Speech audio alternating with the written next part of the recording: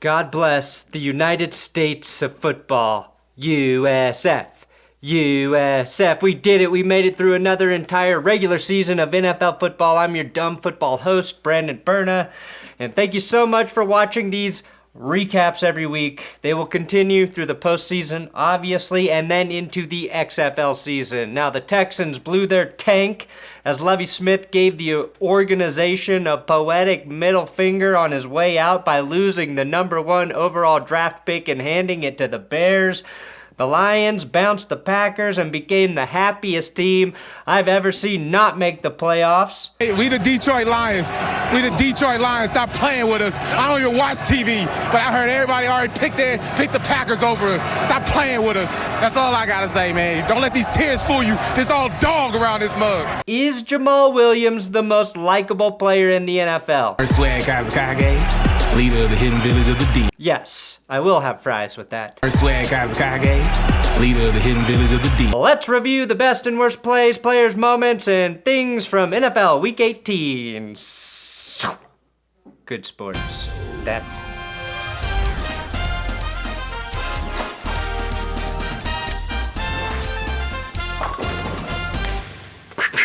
Please take a second to subscribe to this YouTube channel. It's free. That's the only benefit.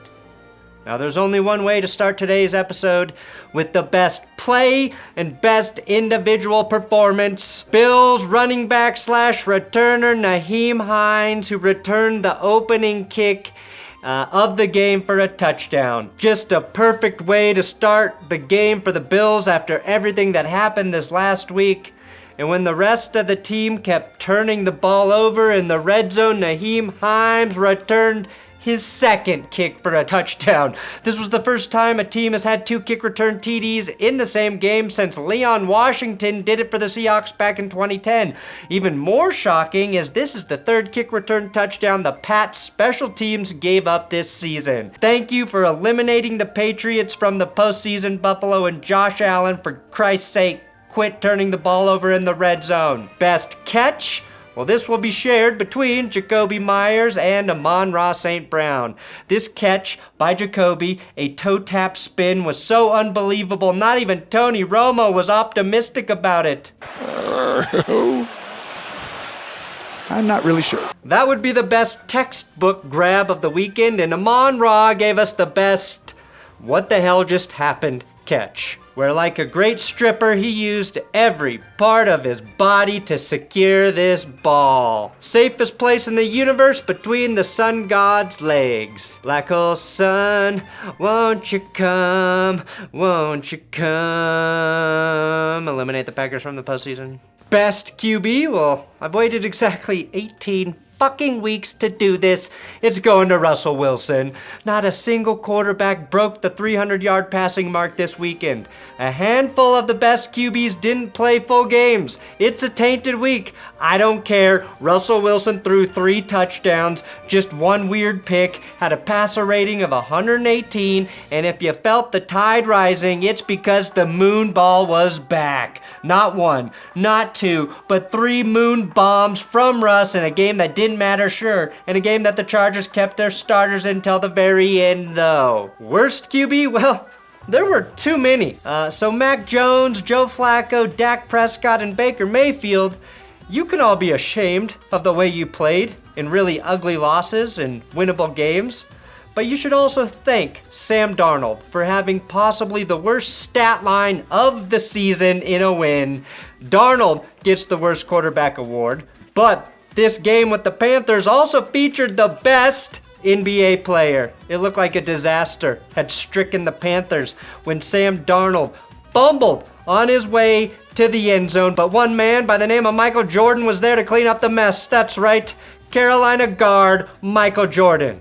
And by guard, I mean offensive line, not shooting guard. Jordan recovers this fumble in the end zone, notched the assist like a real Scottie Pippen, and scored his first NFL touchdown, and tying the game that would eventually end in the Panthers' favor. Honestly, you have to hand it to interim head coach Steve Wilks, who won a game where his quarterback went 5 of 15 with 43 passing yards, 2 interceptions, and fumbled a touchdown. That makes rookie Josh Rosen look like Joe Montana.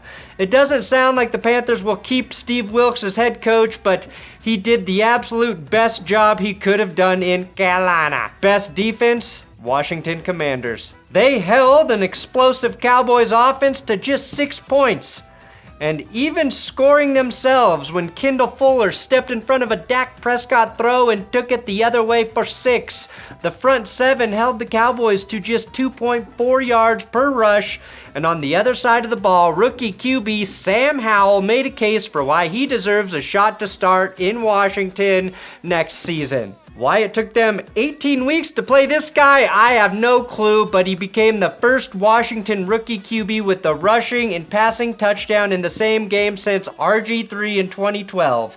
And yes, I'm very concerned about the Cowboys next weekend. Now this week had the strangest group of starting quarterbacks I can remember.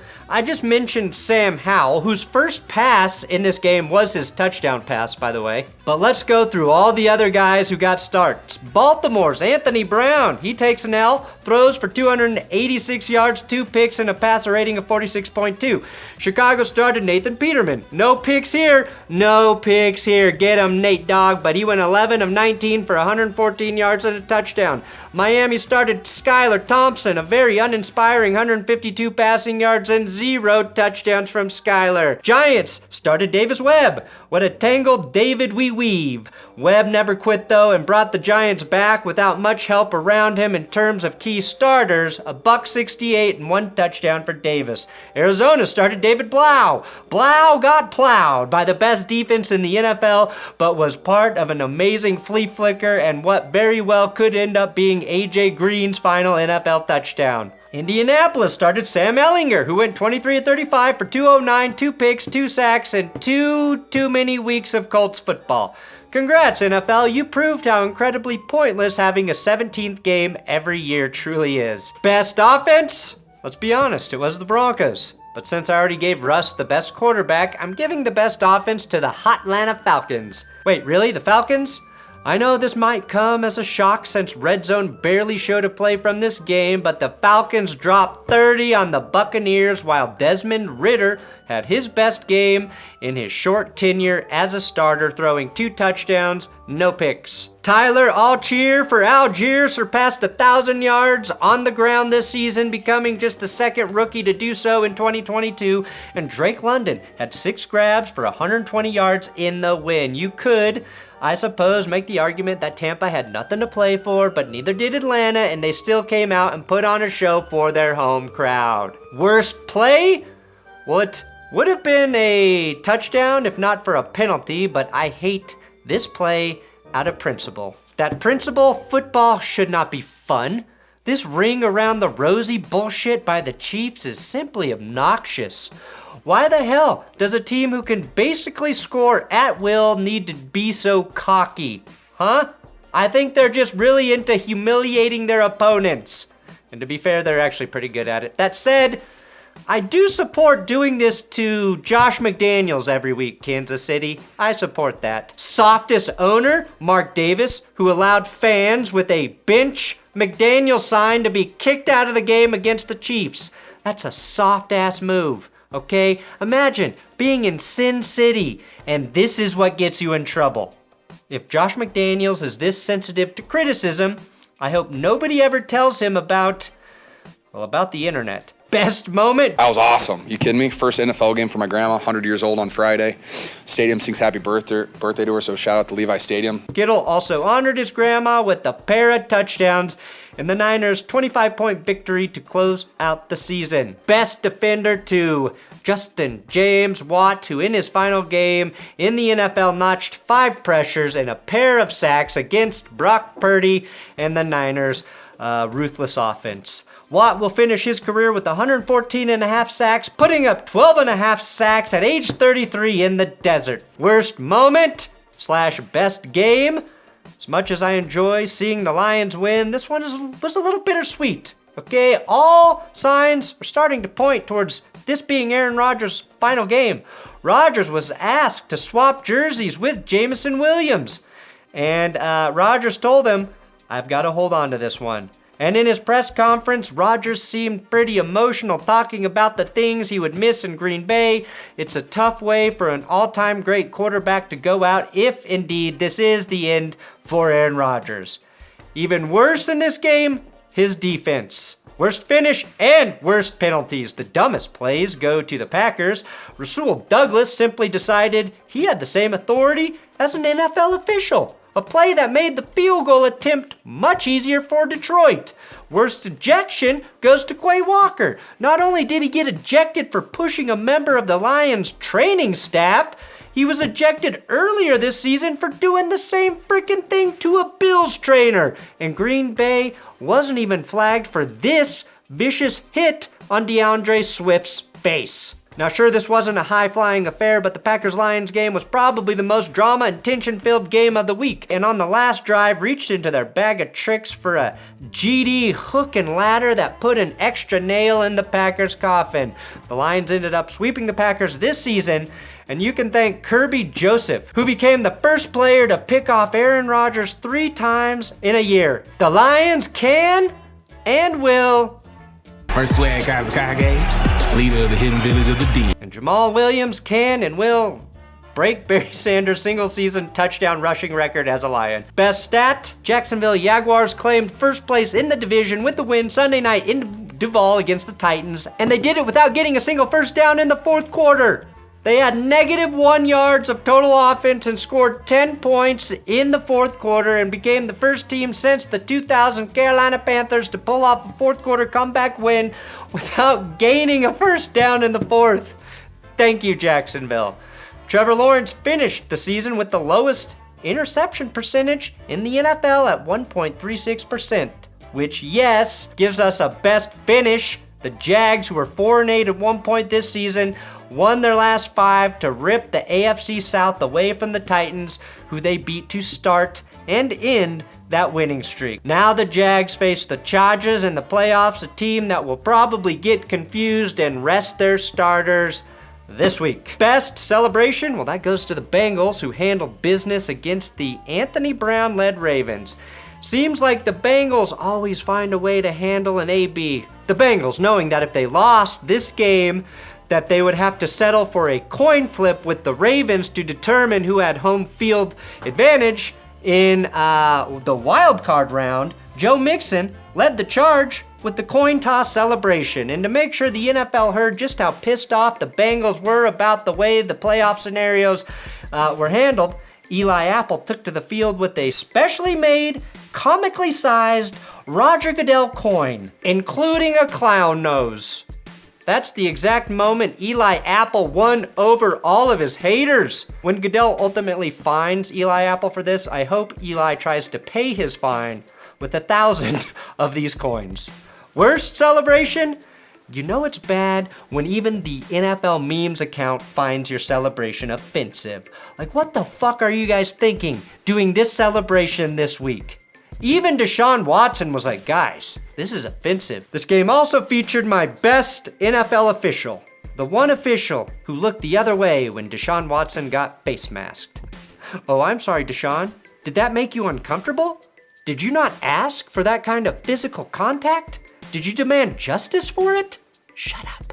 Worst game, despite there being an actual playoff spot on the line, Dolphins versus Jets was near impossible to watch. Both teams were down to their third-string quarterbacks, Joe Flacco for the Jets and Skylar Thompson for the Fins, and they only combined for 17 points in a classic 11-6 shootout, with those final 2 points being a safety on the only exciting play of this entire game. A desperate play at the end. No touchdowns were scored, just 5 field goals in addition to that safety. The Jets lost their 6th straight game to finish out the season, and it would appear Mike McDaniel saved his job getting Miami to the playoffs, although we don't know who he'll have at QB when it comes time to do battle with the Bills this weekend. Worst finish to the season? I'm going to give this to the Texans for winning and losing their #1 overall draft pick. Lovie Smith probably knew he was getting fired and helped out his old team, the Chicago Bears, one last time. I admire that. I admire Davis Mills completing essentially a Hail Mary to make it slightly more difficult for his team to replace him.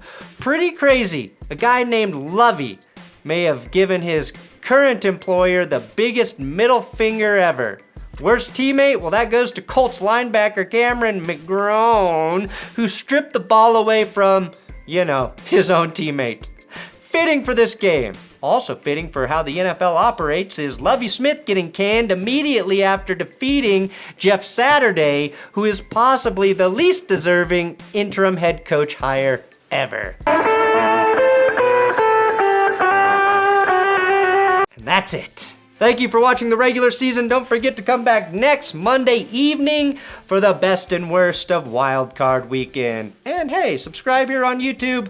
I'm on Twitter @BrandonPerna if you like the social medias.